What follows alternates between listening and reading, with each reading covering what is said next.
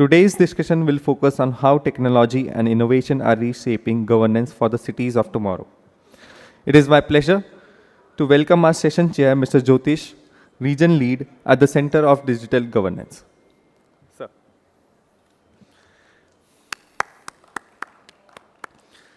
We are joined by an excellent panel of speakers, Dr. Subha from the Indian Institute for Human Settlements. Ma'am.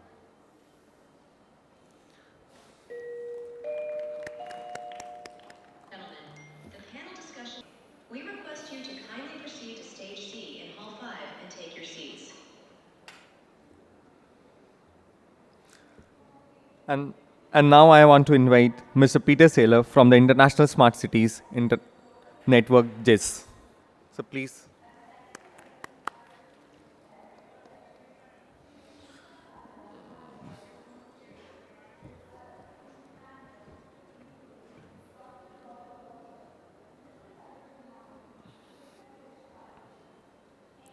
And now I want to invite Mr. Ashwin Raghuram, co-founder and partner at Bharat Innovation Fund. So please. Thanks so much for joining us.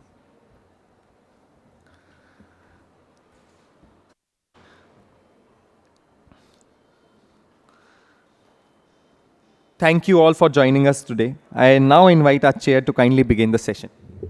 Sir, to you.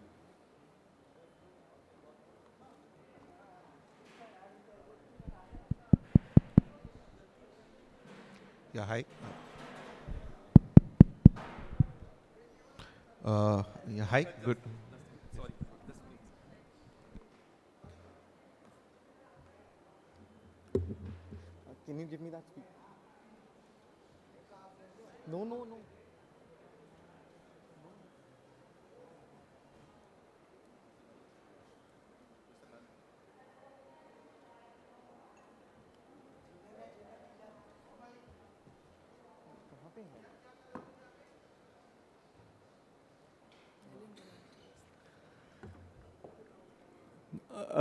Sir, sorry, I missed one of the keynote speakers of a session.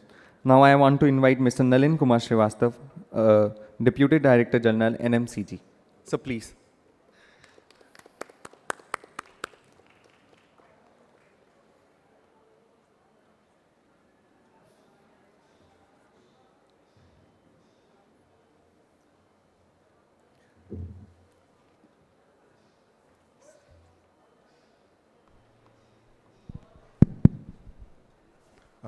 A very good morning, everyone, and to the dignitaries at the stage also. My name is Jyotish Jagannivasan. I'm part of the National Urban Digital Mission under the Ministry of Housing and Urban Affairs. We've been exclusively working towards helping all the states as well as the ULBs in digitizing their basic processes, which would be helping them in providing seamless, transparent, and a very fast service delivery across urban India altogether. So, since our session is focused towards digital governance, I would also like to emphasize on the aspect that within this country there are around 4,900 cities and towns, which gives us a scale to work with, but then it comes with its own complexity also. Every other ULB has their own, or say, have adopted their own processes and everything, and they are very much okay with that. And somehow that actually has brought in this severe gap between the citizens and them also. And when this is a very, in the last very decade itself, there has been a jump in digitization across the country in terms of a lot of many aspects. The critical service delivery aspect within the administrative structure of the government is yet to be improved on that level itself. Certain applications has given that insight to people, okay, yes, there is a scale at which government can work, but why isn't has treaded through the other simpler services also. So with the National Urban Digital Mission, which was envisaged under the National Urban Innovation Stack in 2019, right now we can say, like in the last 4 to 5 years of a pilot which we've been doing, We right now have an operational platform right now which we are offering to many states, and there many states have actually adopted it also, and few of them actually benefiting out of it also. And then with that idea came out this particular standardization, which is a common word which is thrown across in digital governance, that everything should be standardized. But then how we can bring that actually in implementation also has to be addressed. Therein, the NEDM team, or say the NEDM mission, ensured a standardized taxonomies were developed on certain basic applications or the basic services which many ULBs are delivering. And then again, how we are changing it is also a very key aspect to look down to it also, because when we say digital governance, yes, it has been happening for the last decade also.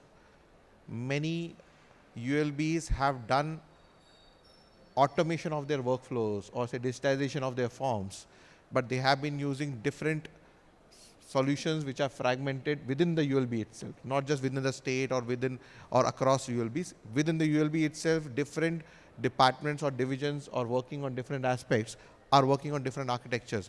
Are they talking to each other? It might be in question. But should they talk to each other? Yes. If they don't, one division would be dependent on other for a manual intervention to ensure the seamless operations are done. That's where, because I think a couple of decades back, this SLA part was brought into the government to ensure there is a service, what do you call it, service level agreement in terms of a corporate sector, but in terms of a government, how would they deliver things faster? Is there an SLA on top of how they would be ensuring a timely delivery of those services? If that is not met, what should be the next key activity altogether? So somewhere many states are stuck on 7 days also. How we can reduce it to 1 day or half an hour or within a minute of certain services, which is possible, is only through a digital intervention altogether. That's where we came in. And then we try to do our bit into that in bringing an architecture. We would never say that we, under NEDM, that we brought in a platform and giving it to you for free. We say we are trying to bring an architecture which anybody can adopt and should adopt and own it, and then whatever ideas they have, more than what we can assume, implement it in a seamless way. One of a classic example in our pilot implementation happened to be Kerala.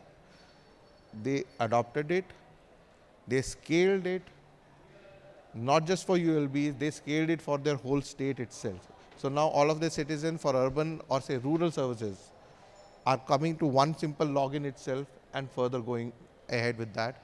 And I think that was one of the initiatives under Kerala, which was part of that 100% digital literacy aspect was also addressed.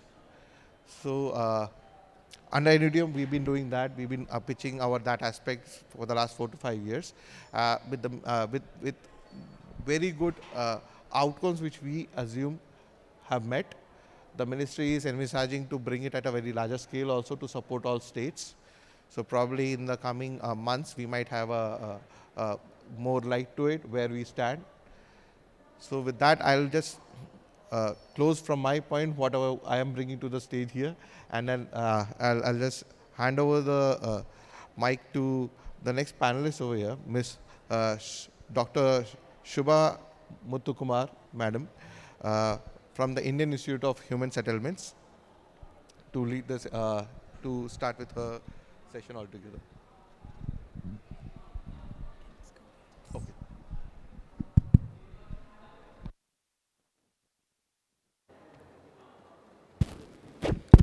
So good morning to all. I'm Dr. Shubha from Indian Institute for Human Settlement, Bangalore.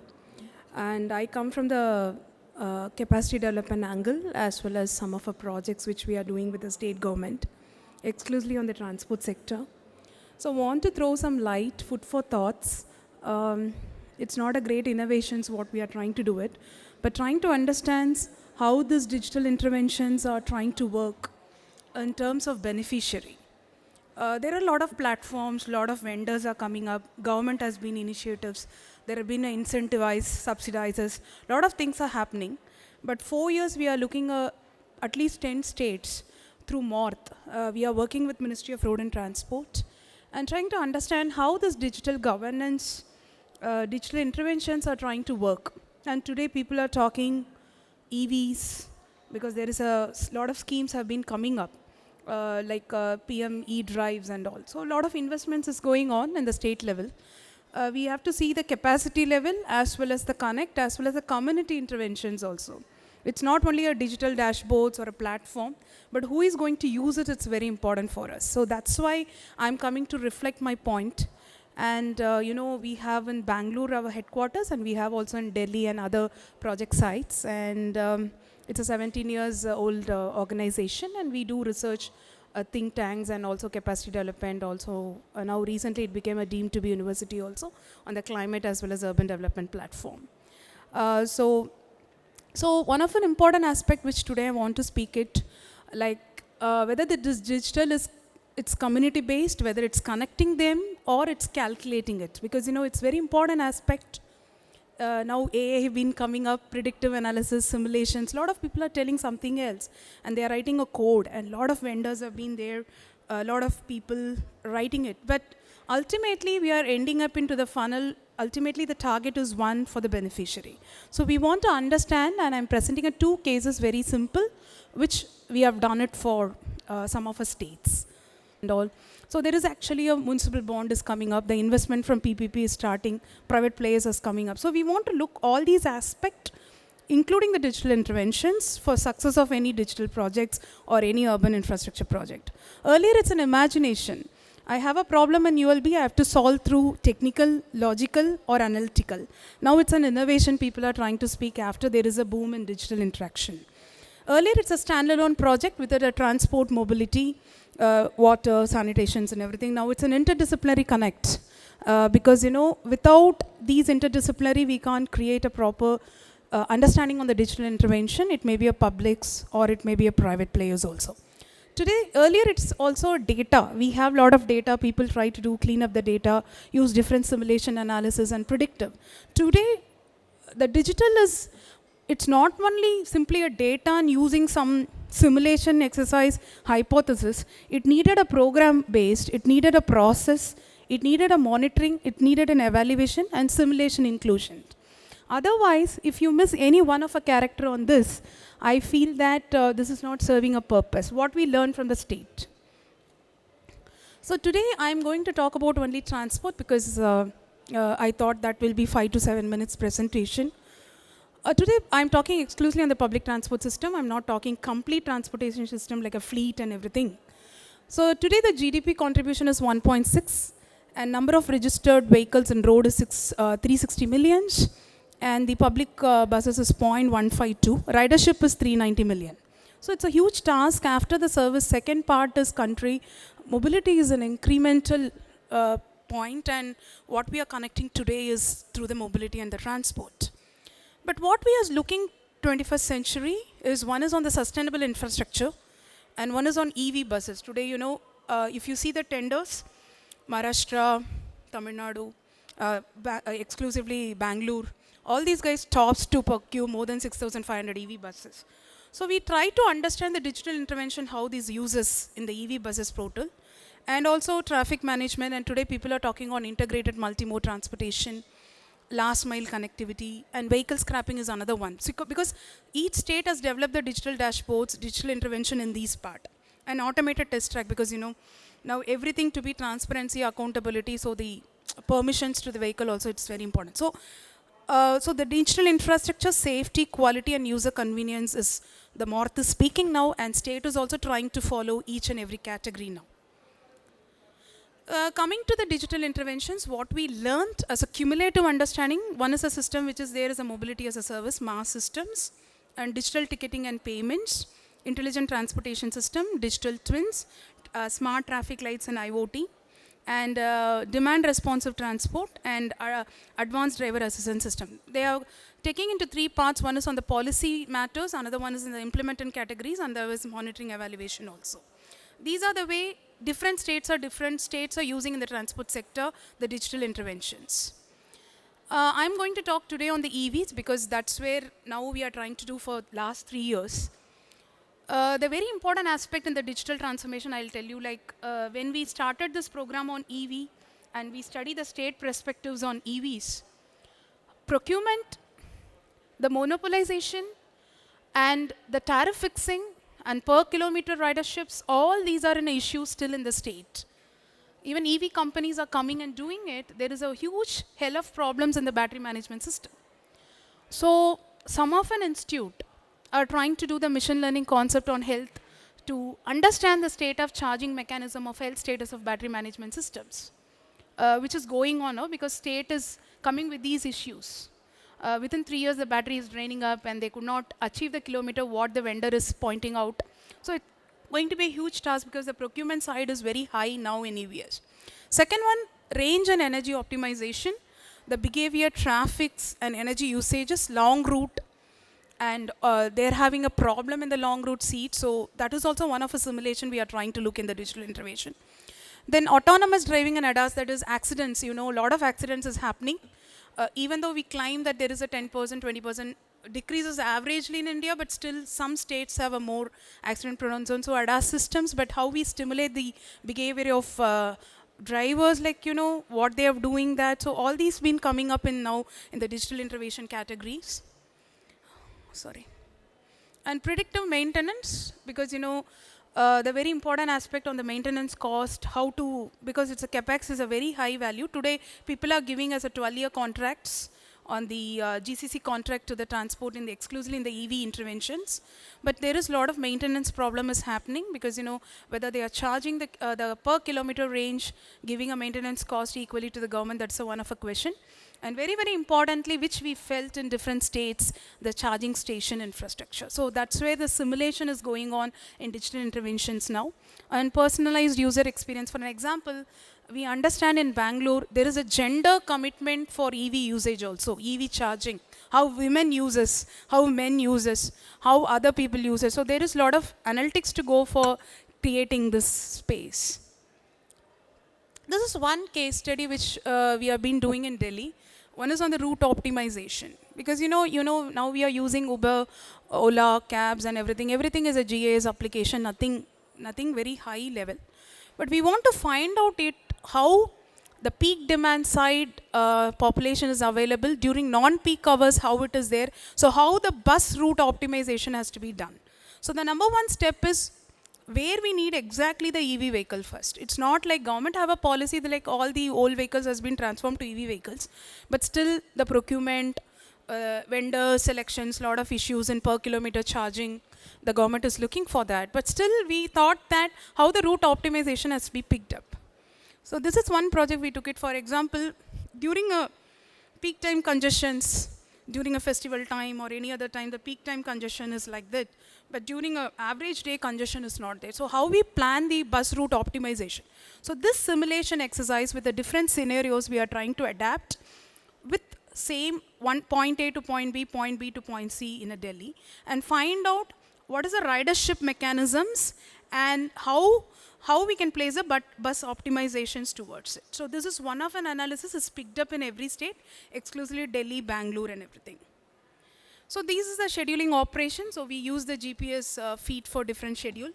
And forecast of demand, earlier it is not like that. It's a manually done it in the bus requirement according to the population size. Now the migration of population has been taken out as well as the peak demand, as well as the bus route optimizations, as well as the bus, even 12-meter bus or 9-meter buses, all have been scaled up now in this. Then the improved vehicle deployment to optimize the empty runs, because that is also one of a point. Somewhere, a lot of time there will be vacant buses going on, one where there is a crowd management. So we want to understand, and exclusively the passes, the women's have given ridership morely free in some of the states, we are understanding. And in Bangalore, exclusively what we have understand, the ridership has increased from 17% to 49%. So that means a lot of women have been traveling. It not be a school children or a college going or a working woman, it's other people, homemakers also. So we want to see how the optimization has been done in the long routes, in the short routes, because in some state, till interstates, you have a passes free. In some states, within the states, like within the terminals, it's free. So we are using that type of crude analysis also in this. So scheduling an operation is one of an important aspect in the EV systems to understand where we have to put the buses and where the optimization of crew can be controlled. So this is one way of doing. This is one project which we are trying to do with writing a code and then simulating it and trying to understand how we can avoid the traffic congestion modes. So these are the technological interventions we are trying to do it. One is on the vehicle tracking systems, because already, we have a vehicle tracking systems in the buses, but still the improvised way of behavior, analytics, all these we are trying to bring. Electronic ticket systems is also there in most of the states, but we are trying to make it how the passenger, because it doesn't give that what is the passenger level. For example, if I purchase a free ticket, I may be a 40 years, I may be a 3 years old kid, like for example 10 years old kid, but I don't know what is the age of transformation. So we are improving that. And bus management system, passengers information system is also improved, and other system. But putting all these questions, the last mile connectivity is a question in the digital transformation. We understand from some of our cases that still the last mile connectivity from the metro region to this is not happening. Even it's a digital dashboards, and Chennai brought Kumta app on the integrated management system. The ridership hasn't increased, but still when the freebies are in a place, multimode, as a woman or a man, I want to travel an average only 2 type of riders, not 4. I'll get an auto, then I go to metro, then I go to bus, then I go somewhere else. So this 4 won't work. So we want to predict that analysis also. What is the behavior of a people? What chooses? For an example, if I want to come to Bharat Mandapam, whether I use 4 transport means or 2 transport means, what is the average mean? So I'm doing this concepts also in this. So these are the future interventions which we are trying to do in the digital interventions. One is on the stimulate, the scenarios and traffic demand modeling, and seamless integration of data. So case 2 is, this is very interesting. We have taken on case 2 on Bangalore, because BMTC has requested us that can we we have kept 700 EV charging stations, but somewhere crowded, somewhere not crowded. Some people are not coming. So what is the plan? So we took this as a simulation exercises and understanding the grid infrastructures, and we tried to map high, middle and low, medium and low. Where the charging station is not utilized, underutilized, where it is highly demand. Why the population is going from that side, outer side, or it's an industrial belt. Because in a EV policy, there is a pragmatic approach that we have to keep the EV charging station in this level. But still it doesn't work as per that, because we understand some people want to not step up for 10 kilometers to go for EV charging station. So we redoing this, and then we create a trend matrix, and we find out that many people in high power charging infrastructure, people are crowded, whereas the low power charging station, which took 10 hours and all, people are not trying to look it on this. So these are the cases which we are trying to deploy analysis in this. And this is actually the behavior analytics we have done it. One is that how men and women differently behave. How many people are accessing 2-wheeler, 4-wheeler in that particular zone, how the charging station is pretendable by that. Because in Bangalore, government is giving per unit 7 rupees, whether the private is charging 33 rupees per unit. So we understand even the how this model works. In that 7 rupees per unit, they have to stand for a long queue because fully it's packed. Whereas in 33, it's a minimum thing. So because it's a private place, but somebody want to have a fast charging, I can spend money, but I don't want to wait, they are using that. Somebody want, no, I don't want to use that much gap, I want to go for the government structure, they are trying to use it. So we have taken this behavior analytics also, the ridership, the topography of the people, and people's understanding also to pay off the demand. So we created a data collections and data cleaning has been done, and we put a time-based features and behavior matrix, then model it on this, and then we have done the demand prediction, hourly load, what is the forecast, and optimization layer we created. So we understand at least 20% of EV charging station has been less load. So we thought that that should be replaced to other places where it can use it for others where the high demand problem is there. So this is also one of an intervention we are trying to understand from EVs. This is one project which we are trying to do it. So the pattern in EV charging which we find out in the prediction is the operation data, the charging stage session, start and end time, energy consumed, charger type, and ideal time after charging. So people look all these in the behavioral insight. People don't want to wait more actually. People behavior data is community patterns, weekend and weekday usages, work hour charging versus night charging, and range anxiety behavior and charging frequency per user. This is also we have taken when we are doing the when we have done the model. An external factor, weather, holidays, electricity pricing, nearby traffic flow. I won't go if I want to jump a traffic for 1 hour and going for charging station. So I don't go it. So I'll do it in my domestic charging and all. So we calculated all this model and gave some recommendations to them. And this is actually the way forward actionable research in the transport. Many states, for an example, I can do, Delhi is doing good in the route optimization. Kerala is doing the digital intervention on the inventory management side in the HRMS as both was in the procurement and contract side, whereas Chennai is doing on the integrated mode of transports. So all are doing the digital interventions, but still the impact and the actionable research to go to the beneficiary commitments. If you see the beneficiary, it is less. So I think in coming days, we have to improve that kind of analytics also more, so that ultimately why we are developing dashboards or digital interventions to make the people to understand, not a complex thing, it should be simple. I have to board the bus clearly, I have to get rid, and the government should say that this is the ridership, this is a mechanism which we want to try to do it. From EV perspectives, how to manage the contracts, how the EV buses goes in the loads, and as well as how it gives the required kilometers, and how these buses can be streamlined. In some long route, you cannot debut other buses. For example, in diesel buses, if in 100 kilometers, if some buses stops, I can send another buses, whereas in EV buses, it's not possible. So these are the predictive things which we are trying to do in the digital interventions. So holistically, I want to give some of an issue which is coming up from the state, and we are trying to pinpoint one by one and trying to understand how we can do the digital interventions with both MORTH and the state level IT departments. So these are the things on the payment side, gateway sides and all. And also, when the integrated multimode concept in Kumta, when we analyze that, single gateway payment to all. For an example, it goes to Kumta for the payment. The Kumta will, it's a Chennai Urban Metro project. So it gives a payment to centralized railway. It gives a main to Nammayatri, that is auto aggregators. So that's the same gateway will give up money to them. It's not different vendors. So these are the important aspects which we have to see it and improve the riderships. And definitely we want to make a policy which is robust, which is very simple, and then the public has to get benefit. So these are the things which we are understanding from each states. So this is my brief presentation, what we are trying to do in the transport side. Thank you.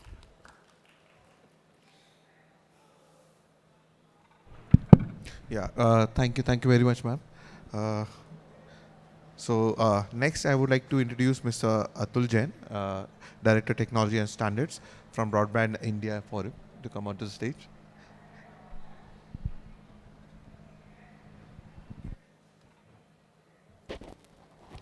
Good morning, all. First of all, I would like to thank you, Municipalika and Mr. V. Suresh, for giving opportunity to Broadband India Forum to speak on this platform and express our views. Broadband India Forum is a policy think tank, which we are technologically agnostic. We work for the competition, high quality broadband, and proliferation of broadband in the country. We have been working in this area since 2015, and our president is Mr. T.V. Ramachandran. So, I will take cue from Madam Shubha. She has expressed that last mile connectivity. Yes, last mile connectivity is an important aspect. Whenever you want to access any kind of technological tool, whether it is an app or any government services, you have to access it through internet. And there are certain data points. Percentage of traffic continues to be Wi-Fi is contributing more than 50%. 70 to 80% of the data consumption happens in indoor. And this is one of the point which is very important, very critical for all of us. Whenever we go to our home, we either latch on to our Wi-Fi system, or if we don't have Wi-Fi system, then we go to our balcony or to corridors or in the open area to access the internet. And you see we have progressed, India has progressed in the telecommunication domain. We have nearly 1 billion broadband connections with nearly 950 million from the mobile and 550 million from the fixed broadband.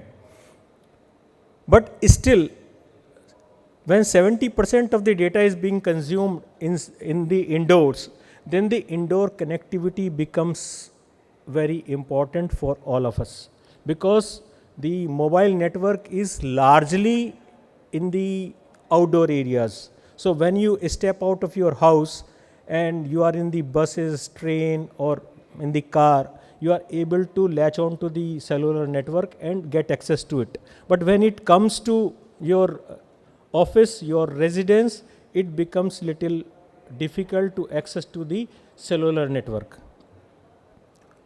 So with the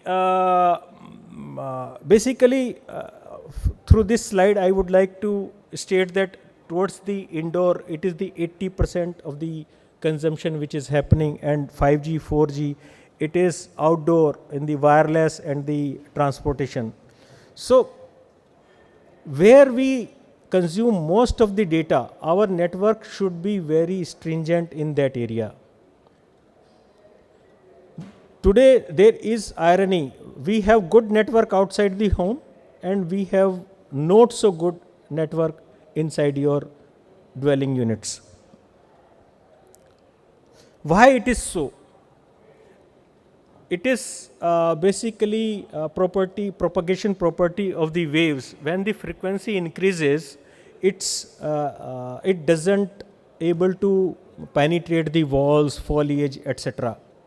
So when it was 2G, it was working on the 800 to 900 megahertz frequency band. When it is coming to 5G, it is on mid band 2300, 3700 megahertz, and when it will be coming to 6G, it will be on the 26 gigahertz, etc. So it will be very difficult for those frequencies to penetrate your walls. So now there is a requirement to concentrate our energy towards the indoor segment, inside the building, not outside the building. With every G, means 2G, 3G, 4G, 5G, 6G. With every G, Wi-Fi's contribution in the access of internet is increasing.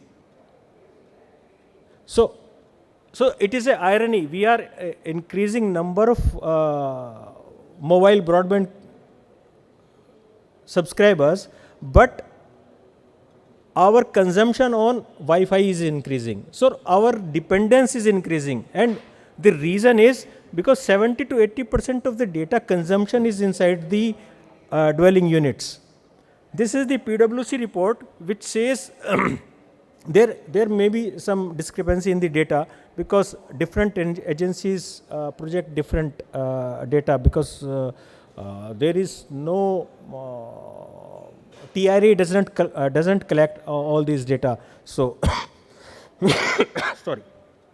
Now what is the solution?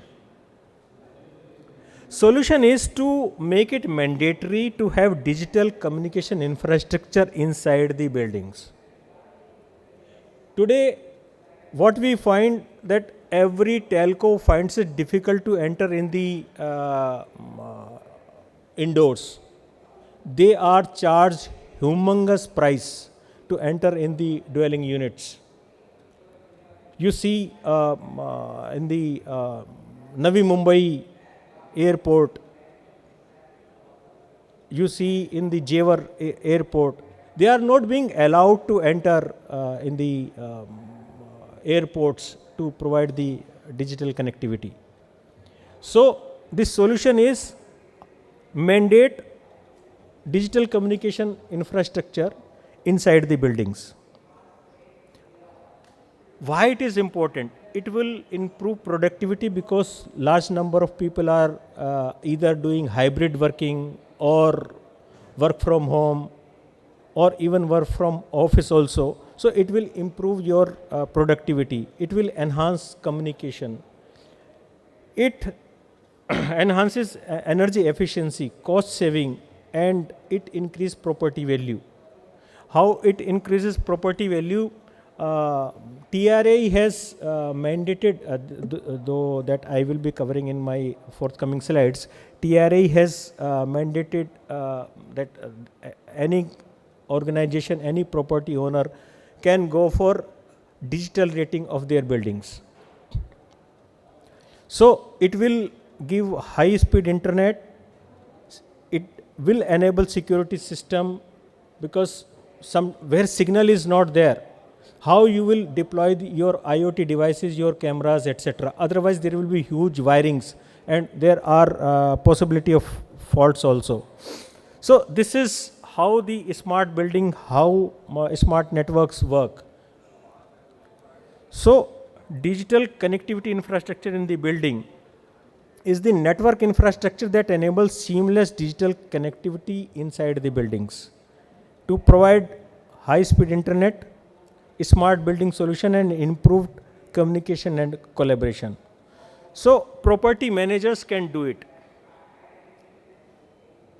and it has to be on non-exclusive basis. You cannot enter into an agreement with any telecom service provider or ISP that in this building you only can enter. So those things create impediment to provide affordable, more choices to the consumers. Telecommunication Act 2023 provides for the section 31B of Telecom Act. It deals with the network authorization, and as per this act, IBS solutions can be provided by the property managers, means anybody who owns the property can provide IBS solution. Even infrastructure providers, IP1s, they can also provide IBS solution. If property manager chooses not to do it at its own, then it can be got done through the IP1s. And DOT is going to create one new entity, DCIP, Digital Connectivity Infrastructure Providers. They can provide not only the physical infrastructure inside the building, but they can also provide radio access network and Wi-Fi inside the buildings. So policy, there is policy provisions. Mahua has already modified the 2016 MBBL, Model Building Bylaws. NBC code is being modified, and so provisions are getting in place, but nowhere it is being made mandated. So there is, I will take 1 or 2 minutes more. I would like to highlight the example of Tamil Nadu. Tamil Nadu has recently, means last month only, they have mandated the IBS inside the building. So any building with 750 square meters of area, they will have to have a telecom room inside the building. And all the estates, including urban local bodies, etc., they should mandate it and ask all the builders to have telecom room, start providing in-building solutions inside the building, and also go for rating of the buildings from the digital perspective, so that consumer has choice. Consumer is able to know which building is 5-star rated or 4-star rated or 3-star rated with respect to digital infrastructure inside the building. And once it is done, then proper rentals also increases, and also property values also increases. This is what I wanted to say. Thank you very much. Thanks again to the Municipalika for giving opportunity.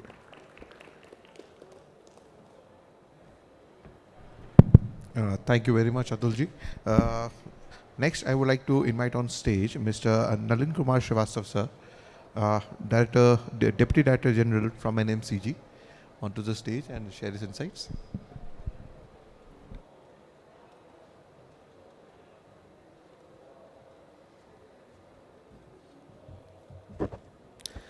Good morning, everybody. I would be speaking on a little bit of a macro issue related to urban management and urban infrastructure management, particularly related to ULBs with respect to water and sanitation. National Mission for Clean Ganga is basically into looking at that how sanitation and urban river management takes place hand in hand. And as far as digital governance is concerned, there are many, I think the foundation of this entire process is based on data and database governance. So, like when we are planning in urban infrastructure, when we are planning the urban cities in total, we'll have to have this data related to urban water bodies, how we are going to plan the urban sanitation infrastructure so that the city is able to take care of it. Now, in this process, all this which we have talked about, we need to have a comprehensive plan for any city. And in fact, NIUA is also here, National Institute of Urban Affairs. We have tried to develop urban river management plans, which is basically a comprehensive framework for management of the entire infrastructure in a city. Now, for having this comprehensive management, we need to have a holistic planning and also a database governance. Like when we are planning infrastructure, we need that what are the water bodies which are there in the city, how we are going to rejuvenate those water bodies. We need to have satellite data related to the water sources which are there. So based on that, we need to plan the overall infrastructure of a city. As far as data and database governance is concerned, we are like in a city, how many drains are there? We need to have geo-tagging of all the drains and how those drains are managed, whether those drains are flowing into the river, what is this pollution which they are carrying to the river. And we have to ensure that when we are addressing this issue, the city should ensure that the river, when it moves out of a city, is not more polluted than what it was. And for this, we need to have a technology-based solution to it. Like we recently have developed a drain dashboard. Drain dashboard brings out all the drains which are flowing into the river Ganga in a particular district. Now, once that dashboard has been developed, we need to have citizen intervention where, and also the policymakers intervention, where each drain is assigned to an individual, a department. Like there is Swachh Bharat Mission Urban, there is Swachh Bharat Mission Rural, then municipal corporations, Namami Gange, Forest Department. So whoever is the owner of the drain should ensure that the drain is taken care of adequately, because when we talk about urban planning, the proper water, the water supply and sanitation is one of the most fundamental issue which needs to be addressed. Another aspect which, and for having this, we are having different types of infrastructure being created, like sewage treatment plants. Now, sewage treatment plants also, we have tried to ensure that all this data, all this operation is monitored on a real-time basis. We are getting the water quality data which is coming out from a sewage treatment plant on a real-time basis, and we are disclosing it in a public domain, so that everybody is aware that what is the water quality which is coming out. Now, to have all this, we need a solid infrastructure backup as far as the digital infrastructure is concerned, as has been pointed out, that the Wi-Fi should be there. There has to be a strong network connectivity at all these places, so that the data travels on a continuous basis. Like another aspect which we are recently going to do is to monitor all the infrastructure through CCTV. And we are having a AI based model, artificial intelligence based model, to see that the water which is coming out from STP is of adequate quality and is flowing. Because when we talk about water, there are certain parameters which can be optically determined. And then we need to have IoT based sensors which can capture those aspects and can transmit on a real time basis to a dashboard. So similarly, we are also, as far as innovations are concerned, we are now trying to go a satellite based model for monitoring water quality. Again, the sentinel data which the satellite gets will show that what is the turbidity and chlorophyll content which is there in the water. And the data coming from satellite, we are again correlating it with the AI and ML model to see that how the optical parameters can be correlated with non-optical parameters. So what I'm trying to stress upon is that when we talk about city, a comprehensive plan is necessary. All these components can feed into that comprehensive plan.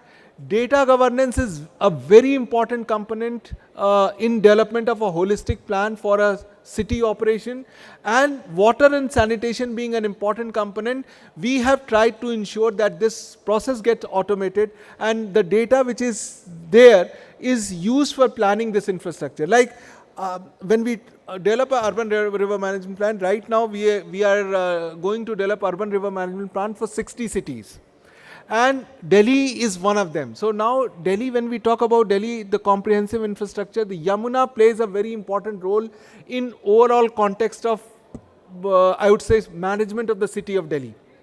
So we have tried to ensure that we get all the data from different stakeholders like Delhi Development Authority, Delhi Jal Board, Municipal Corporation of Delhi, Transport Department, to plan this infrastructure, that how overall planning can be done using this digital framework to bring out a manageable plan so that city is a better place to live in.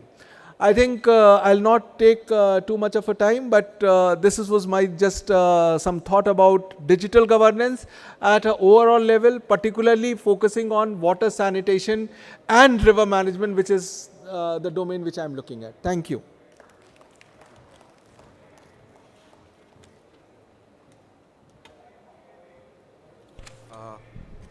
Thank you very much, Nalin sir. It was a very good insight on towards the data governance which the government has been doing. Next, I would like to invite Mr. Peter Saylor from International Smart Cities Network, GIZ, to address all of you.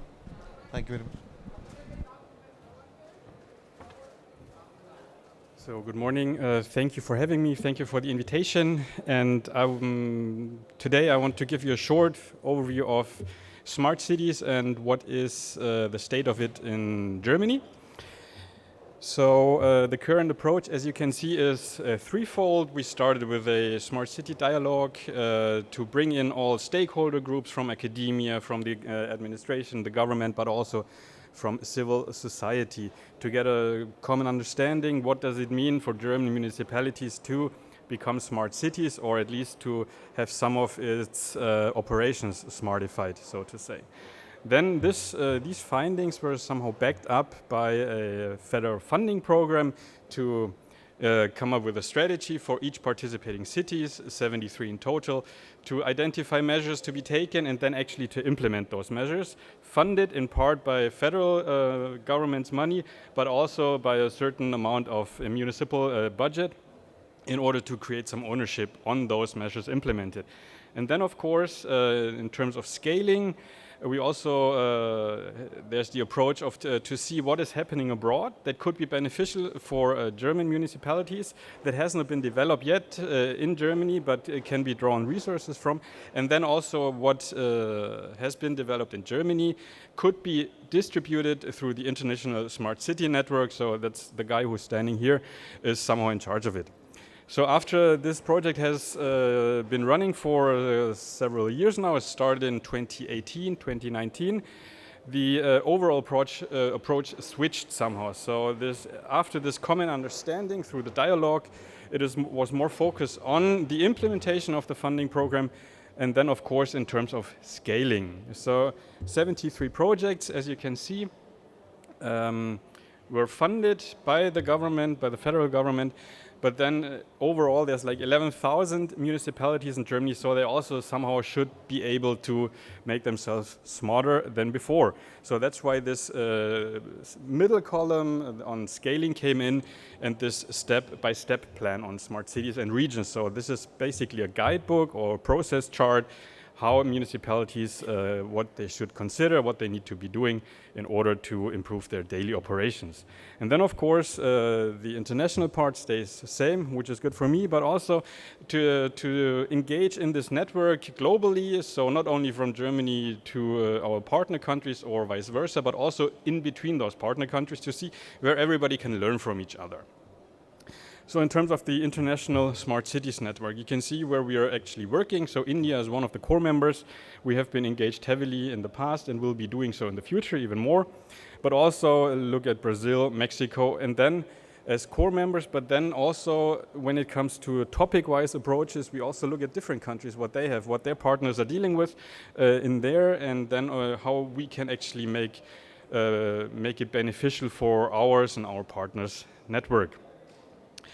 As I said, this international knowledge exchange we have been running since 2019. So basically, we're collecting and doing some sourcing, and these are some of the activities or the results, the preliminary results that we are somewhat proud of, but also happy to share with our partners when it comes on digital urban twins, when it comes on applying indicator sets, but also when in latest topic in this bilateral exchange with between the German and the French government on AI in urban development, which started recently. But then, of course, we also have some knowledge dissemination and knowledge continuity through our exchange formats like those mixers, as you can see here, when it comes to presenting innovative solutions from our partners for our partners. I talked about the federal funding program. So here it also has been run since 2017 actually, and it's coming to an end in 2 years' time, and now it's the perfect point to look at what has been achieved, what is actually available as open source solutions to be applied globally. And there so far it's over 600 solutions through these fundings by the federal government are available now on different topics. You can see it's not only digital twins or urban data platforms, but also in terms of building and housing, what innovative solutions are there. And I'm happy my co-panelists today already talked about something what needs to be taken care of in terms of digital access to buildings, for instance. Of course, this is not only an administrative approach. Of course, it's guided by the government, but also there's lots of focus on public participation, because we should not forget about all those technologies. We need to rely on the residents and the citizens, because they know best what's happening, what they need on site where they live in their residential quarters, so to say. So take this into account. Of course, starting from some co-learning, as you can see, then to think what could be done together with the government and for its citizens. And then after this phase of co-design, also with the private sector, of course, to look into how can it actually be implemented. And then, of course, as I said, how can it be scaled? So there have been different working groups, like on, as I said again previously, on those solutions, also on urban data platforms, on digital twins, a very hot topic in Germany. Also, what kind of apps are beneficial for the cities and the residents? And then, of course, how can this topic of climate protection, adaptation, and resilience come into play? And how can we actually deal with it on a local, on a municipal level? Yeah, so all these, this was one of the core requirements of this funding program. Whatever has been developed with public funds needs to be made publicly available. So there we do have, in terms of scaling, 3 different columns and tracks, so to say. So first of all, the Smart City Dialogue. So this was all these fundings programs, including the international exchanges, where we do share our learnings within this set of funded municipalities, but also other municipalities interested. Then when it comes to open code, this is a platform in Germany where it needs to be shared. And then beyond that, also some digital marketplace where all these developed solutions are available.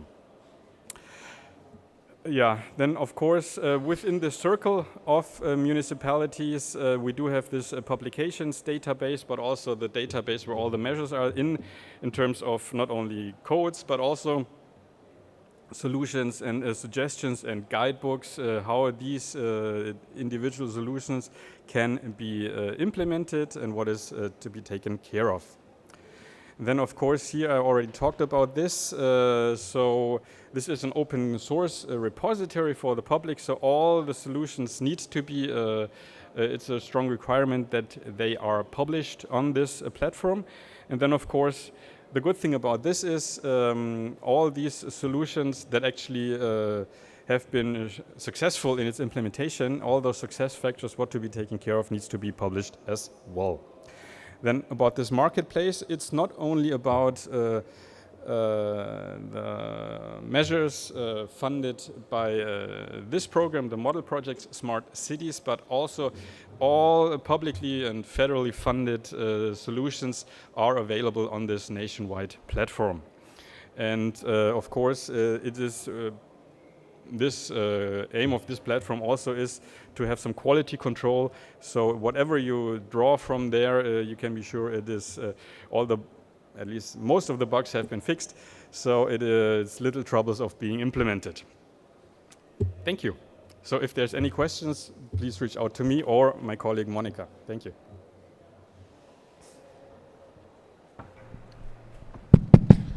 Thank you very much, Mr. Peter Saylor.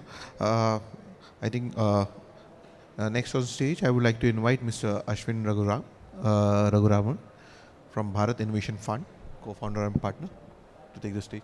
Thank you. Good morning. Great to be here and fantastic to hear my co-panelists. I know we've run out of time, so I'll be short. I run an early stage venture capital fund called the Bharat Innovation Fund. We invest in early stage digital and deep tech startups from India, servicing markets. And my portfolio companies, which are about 25 or so, currently address in this order large global enterprises, including the likes of Shell, Verizon, Chanel, HDFC Bank, and so on, with their solutions and offerings. The second set are global consumers and Indian consumers. And I think the third in that list would be the government, right? And one of my startups is actually powering the platform that is going to be the Bima Sugam, which is promising to create insurance or distribute insurance to all. And so it is in that order, and given that, I'm going to zoom out and take a very different view, an even more macro view, which is a little bit more, let's say, citizen-driven on what I think, and maybe just 3 or 4 quick points on digital governance. We know well what has happened with our digital highways, having been created with the likes of Aadhaar, India Stack, UPI, and what that has done in terms of financial inclusion and a bunch of other things. And even new platforms that are getting set up, for example, like ABDM, which is still in the works and hopefully will have the same sort of impact. I think where, and people spoke about last mile connectivity, but I think where we perhaps need to see a lot more improvement is as this comes down from the highways, almost into the arterial roads, if I can call it that, and then to the last mile, which is your states, then to the cities, from cities to wards and panchayats. And the touch points or the digital touch points that citizens face at the micro units is something that perhaps we need to figure out what has happened at the highways and try and emulate some of that. Having said that, I think there's going to be a huge leap with AI. There is the National AI Mission. We've been investing in AI since 2018. And most of the AI startups we've invested in have used AI to address global private enterprise. Today, when we are talking and when the National AI Mission has put out a fairly large amount of effort, time, resources, and capital and pumped this into building AI out of India, they've addressed 3 or 4 areas.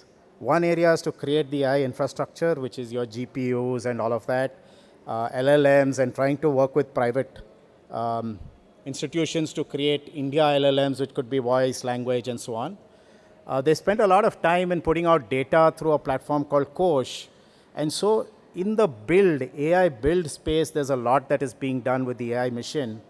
But I think a lot of that is really less relevant if you're not able to touch with AI the consumer. And just like UPI almost made a market and the government pushed to create a market with some of the efforts there. And if you talk to founders of companies like BharatPe, which have built on the India stack and been extremely successful, one of the things they'll tell you is that in the early days, in 2016, the government took a massive push and went and actually tried to socialize. And Nandan was one of Nandan Nilekani, who was heading up the Aadhaar UIDAI, went and tried to socialize the concept of UPI, and companies like BharatPe, which were also very early at that point in time, PhonePe, all of those who built very solid payment solutions that went and touched Indians across, not just in urban settings, but even in rural settings. They would all talk about, here was Nandan calling 20 people into a room and trying to say, this is what we are trying to do as the government, and you should be building on this layer. And they were like, what is going on? I mean, is this really going to help? Was their first view, and see where we've landed today. So I think this is the UPI moment for AI as well in India, especially when it comes to delivery of public services, when it comes to touching the consumer. And one of the continuous conversations we have with the National AI Mission is you need to create a market just like you did with the UPI, not help just on the build side, but on the market side as well. And one of the biggest consumers could be government at various levels, to be able to not just take all the data and govern the data that we've been talking about, but also to be able to see how we can effectively use that data to be able to even bring about better delivery of services to citizens and more relevant data to citizens. The third, and I'll give an example here, and at the risk of being a little critical, is we also must be, one is to put out digital governance initiatives, missions, and so on, but we need to run it pretty much like the private sector does and bring the same level of consumer experience or citizen experience. And I'll give you 2 examples that run to my mind. We have a company in our portfolio called Entropic. Entropic works with some of the largest Fortune 50 companies in improving some of their customer experience, and they have an AI product which is in the emotion AI space. And what do they use them for? They use them for simple things like mobile app testing. Whether a consumer feels happy, sad, very happy, disgusted, all of that, what is the challenge? What are the challenges they face as they run through a mobile app or even a web application and a website? And these are being, JP Morgan as a bank has been trying to use this with their app. There are other large global companies and Indian companies who are using this. And we need to figure out, again, with some of our public efforts or windows to citizens, how we use such solutions and actually improve the quality of our citizens' interaction with some of these windows to what the government is giving us. A good classic example is Parivahan, which is there in the vehicle, and how easy or difficult it is to go and apply for a license, apply for a registration for a car. You just need to go over there and try, and you will see the challenges. So how do we improve the digital infrastructure that we've already put out by adopting high quality technology, whether built internally within public systems or externally through the Indian startups that are building those? The second is a company I have called Detect Technologies, came out of IIT Madras and now grown massively, work with companies like Shell, Exxon, International Paper, almost all the Indian oil and gas refineries, including BPCL, a lot of the public ones. And they have a product that takes computer vision from cameras that exist within these refineries. And what do? They run it through an artificial intelligence engine to be able to identify risk on safety aspects. So let's say there is a worker there who's standing and working at a height without using a safety harness. There's an immediate trigger. It uses object identification, identifies that, triggers immediately, and somebody can take corrective action so that you don't bear the cost of an incident, which could be the worker falling, worst case, getting minor injuries, all the way to serious injuries that can lead to disability, all the way to death. And the cost of all of this is very high. Simple, our roads have cameras now, most of them. The infrastructure that is coming in on computer vision across our cities is massive. And rather than saying, listen, we will use these cameras to penalize that guy who's jumping a red light or that driver who's not driving within the lane or whatever it is, I think there needs to be a little bit of mindset change to say, how can we create safety for our citizens, not through just penalties, but through identifying risk, identifying areas of risk, and taking corrective action by using artificial intelligence and bringing it together with the potential that you have with this camera infrastructure and so on. I'll just make one last point. I think as we think through digital governance, something that is key and people keep talking about is the digital divide. And we need to be extremely careful that what we have, and especially in the age of AI, where us who are in urban environments have more access to AI, are able to pay for it, have more awareness, will definitely move and create an even bigger divide with perhaps folks in Tier 2, Tier 3 rural areas who will have perhaps less access to some of this. And I think it's important that we ensure that whether it is literacy, whether it is education programs, in helping others not necessarily learn AI, but to be able to engage with it and to be able to engage efficiently with anything that is delivered using AI, or to be able to put it to use because it is democratizing the creation of technology in a sense, is something that we'll need to make sure happens both in the hinterland as well as in urban settings. And I was speaking to the CTO of a very large growing bank, in fact, in India, just yesterday in Bombay. And he spoke about how AI and all of this, as a technology, really, new technologies need to be ambient. So as a bank, what they're saying is, as somebody goes in and walks into a branch or engages with the bank, you should not even feel the technology exists. It should be running so well in the background that you're very quickly responding, even if you walk into a bank. And I think that's what, as government departments, quasi-government agencies, anybody who's delivering citizen service, we need to use and create technologies so that they're ambient.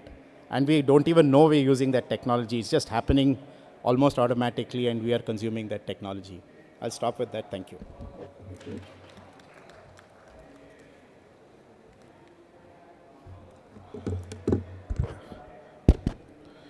Yeah, thank you. Thank you to the esteemed panelists over here. And for me, it was a very good experience, or say a very esteemed experience altogether to understand. We have spoken from AI to connectivity to database, platform approach, and ultimately the smart city envisionment altogether, because they all come together into that aspect. And finally, yes, the investment part is always there. A public investing and public financing and everything would also sum up together the whole ecosystem.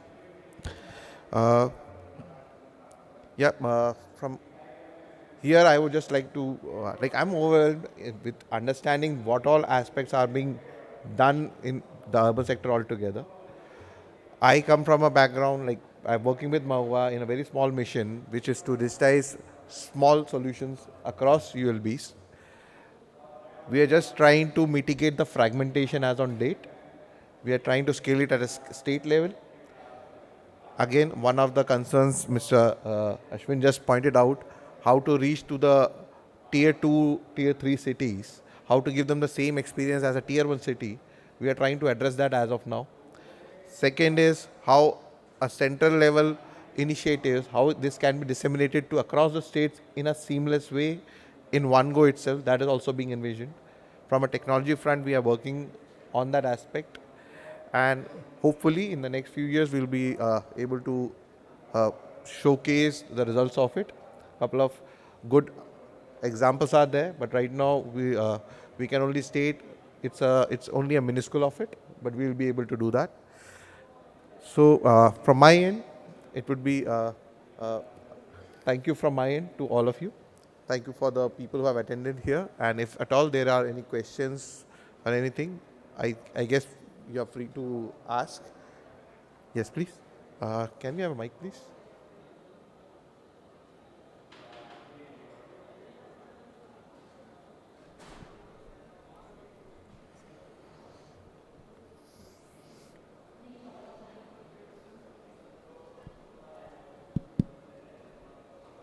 Good morning to you.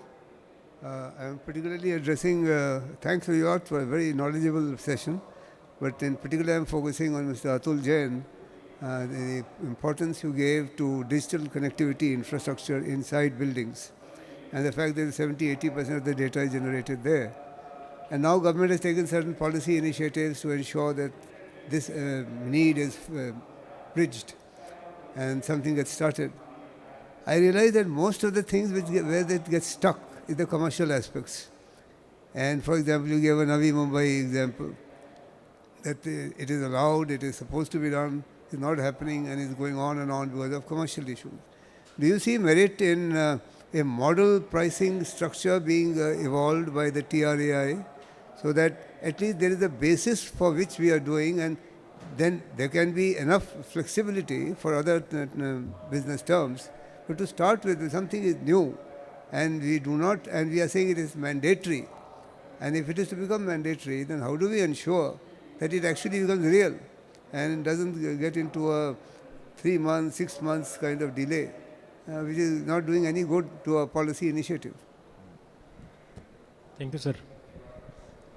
Basically, sir, it is not the pricing model which can be fixed, because some infrastructure will be having higher costs, some infrastructure will not be having higher costs, some will be in rural area, some in urban area.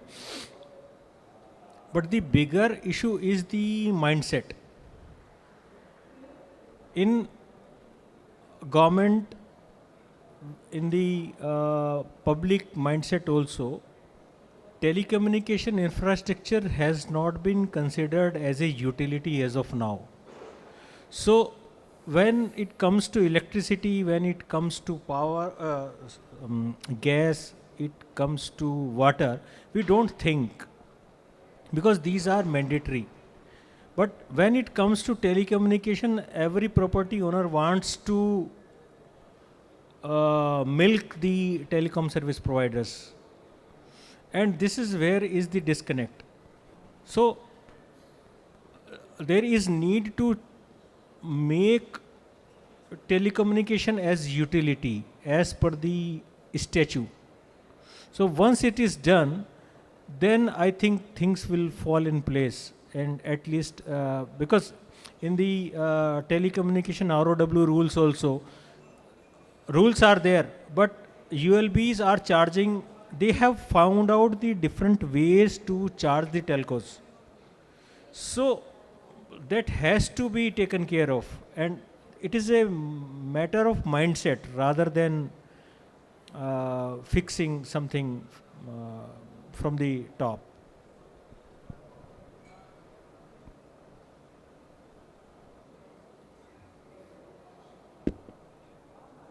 Okay, I guess no more further questions. I hope your question is addressed somehow. Thank you from my end, and I hope thank you to the panelists also. Thank you very much. So, Ms. Richa, can you come down to close the session, please? Thank you.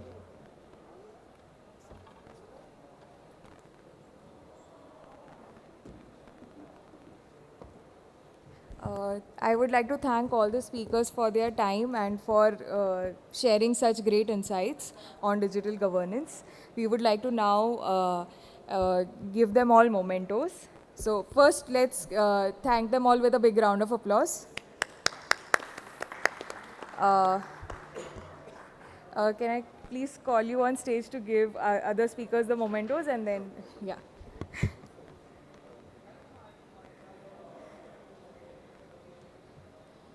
Uh, let's call upon stage Ms. Subhamuthu Kumar for receiving the memento. Please, please come to the center.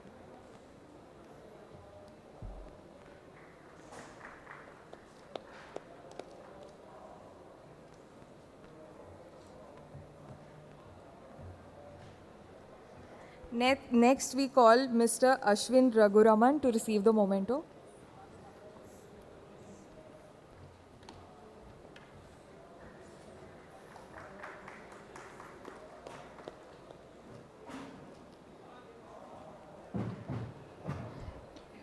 Mr. Atul Jain.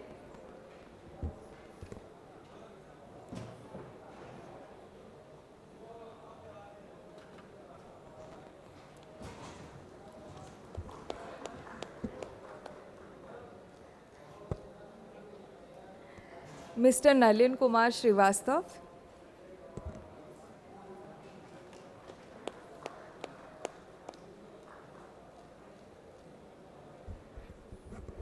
And Mr. Peter Saylor.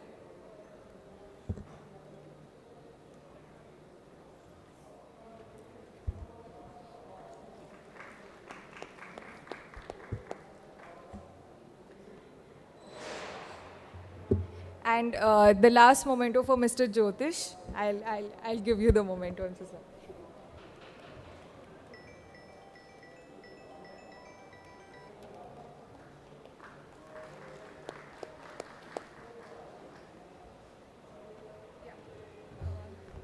Can we have all the speakers on the stage for one group photo?